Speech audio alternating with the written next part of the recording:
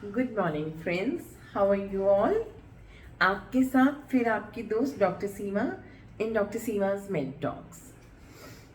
बहुत ही छोटा सा टॉपिक पर बहुत ही इम्पॉर्टेंट टॉपिक। मौसम चेंज हो रहा है, हल्की हल्की सर्दी आ रही है, पॉल्यूशन भी काफ़ी है, तो अपना ख्याल रखना लाजमी है। अपना ख्याल रखिए, अपने बड़े बुजुर्गों का ख्याल रखिए और छोटे बच्चों का ख्याल रखिए। पहला मैसेज ये। दूसरा जो इम्पोर्टेंट मैसेज देने के लिए आज का वीडियो बना रही हूँ, इट इज़ लाइक कि आप ये सब लोग जानते हैं कि सर्दी के मौसम में थोड़ा सा हार्ट अटैक, कार्डियक अरेस्ट और स्ट्रोक के केसेस बढ़ जाते हैं। और आप लोग जानते हैं या कि मैक्सिमम केसेस जो बढ़ते हैं वो बाथरूम में होने वाले स्ट्रोक बढ़ते हैं। वाइल बेदिंग, नहाते समय पता चलता है कि नहा रहे थे और वहीं पर गिर गए एंड देन इमरजेंसी में दे लैंड अप, है ना, either with a heart attack और with a stroke. I think ये इस तरीके के किस्से आप सबने सुने होंगे। तो ऐसा क्या कॉज है जो बाथरूम में स्ट्रोक्स होते हैं? This is a very very important issue and neglected issue. और इसमें बेसिक सी बातें हैं जो जाननी ज़रूरी है। तो आज छोटा सा वीडियो इन बातों पर डिस्कस करने के लिए। पहली बात, old age. Somebody who is more than 60 years, उनको थोड़ा एक रिस्क कैटेगरी में रखिए। जिनके ब्लड प्रेशर हाई है, एज इज नो बार, उनको रिस्क कैटेगरी में रखिए। जिनको ऑलरेडी लिपिड प्रोफाइल हाई है, एक अलग रिस्क कैटेगरी में रखिए। जिनको पहले प्रीवियस हार्ट अटैक हो चुका है, keep them in the same category. और कुछ जो माइग्रेन के भी पेशेंट्स हैं, इन सब लोगों को एक रिस्क कैटेगरी में रखिए।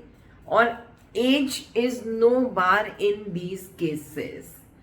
35 साल के व्यक्ति को भी अगर एमआई आया और अगर वो बीपी, हाई बीपी से पीड़ित है, तो वो भी उसी कैटेगरी में आते हैं जिसमें कि 60 साल के व्यक्ति आते हैं।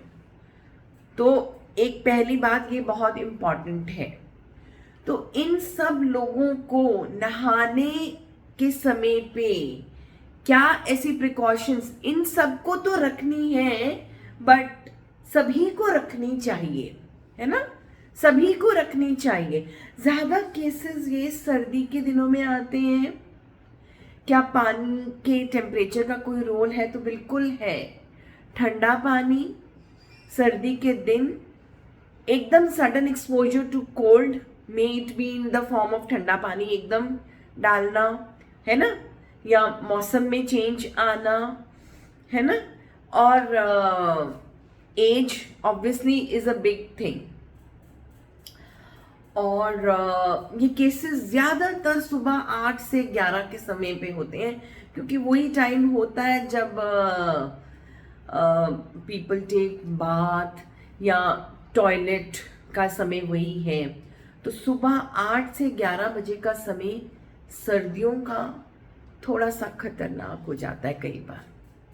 लेकिन अगर थोड़े से प्रिकॉशंस लिए जाएं, थोड़ी सी बातें समझी जाएं, तो हम इस समय को आने वाली प्रॉब्लम से बच सकते हैं। तो क्या प्रिकॉशंस लेने हैं? बेसिकली हर इंसान की आदत होती है कि जब आप नहाते हो तो सीधा पानी पहले ऊपर जाता है आपके सर पे या आपके बालों पे।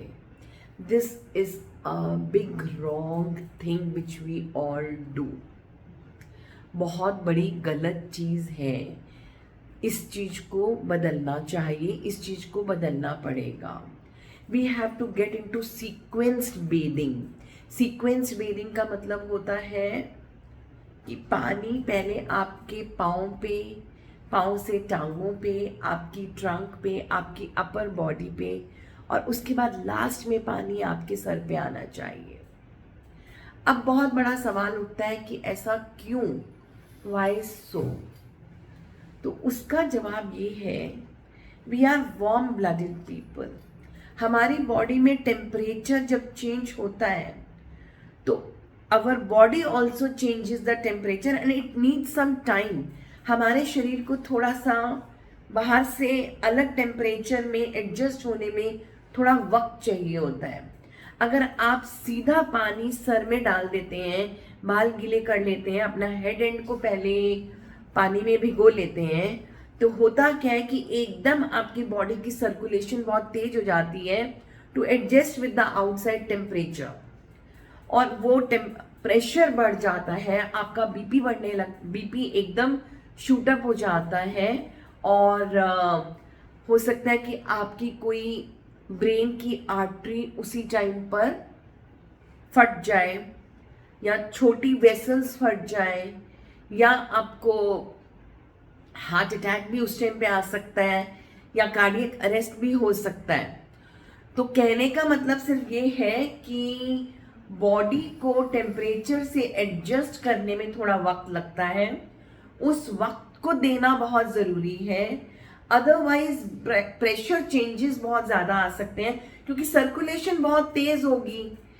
पानी सीधा सर पे डालेंगे तो उधर का सर्कुलेशन बहुत तेज होके तो आर्टरीज फट भी सकती हैं, है ना। तो उसको कहते हैं हेमरेजिक स्ट्रोक हो जाना, और उससे क्या होता है, व्यक्ति नीचे गिर जाता है और वो फेंट हो जाता है ना। तो इस चीज को अवॉइड करने के लिए ट्राई फॉलोइंग सीक्वेंस बेडिंग।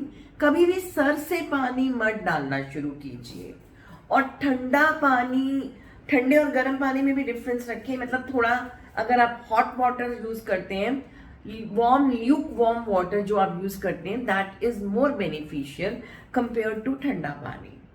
मौसम के हिसाब से ये चेंजेस आपको अपने अंदर लानी चाहिए।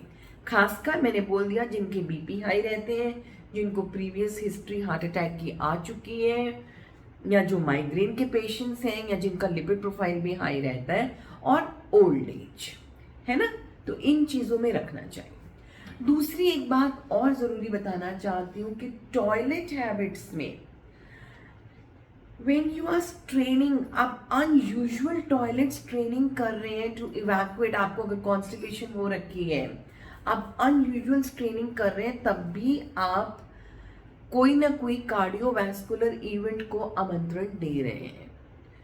और खासकर जो ये सिटिंग जो इंग्लिश टॉयलेट्स हैं, इसमें क्योंकि स्ट्रेनिंग थोड़ी ज़्यादा करनी पड़ती है as compare to the squatting ones, तो इनमें थोड़े से इस टाइम पे भी चांसेस आपके हार्ट अटैक या ब्रेन स्ट्रोक के बढ़ जाते हैं, क्योंकि आप प्रेशर बहुत ज़्यादा लगा रहे हैं, अनयूजुअल प्रेशर लगा रहे हैं।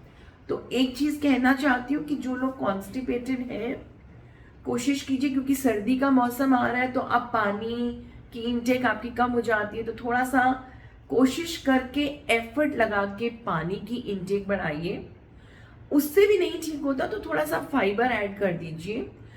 हरी सब्जियां बहुत आ रही हैं, और सब्जियां हैं, फ्रूट्स हैं, तो आप उनका सेवन कीजिए। उससे भी ठीक नहीं होता तो ट्राई टेकिंग कोई स्टूल सॉफ्टनर, रात में सोते वक्त कोई स्टूल सॉफ्टनर लेके सोइए, सो दैट आपको इतना कंस्ट्रेंट, इतना ज़्यादा अनयूजुअल प्रेशर ना लगाना पड़े, which might not lead to any kind of cardiovascular और सेरिब्रोवैस्कुलर इवेंट। ठीक है, तो अपने हार्ट को बचा के रखिए, अपने शरीर को बचा के रखिए, स्ट्रोक से बचिए, हार्ट अटैक से बचिए, और इन छोटी छोटी बातों का ध्यान रखिए। आपकी दोस्त डॉक्टर सीमा आपके साथ। Thank you so much.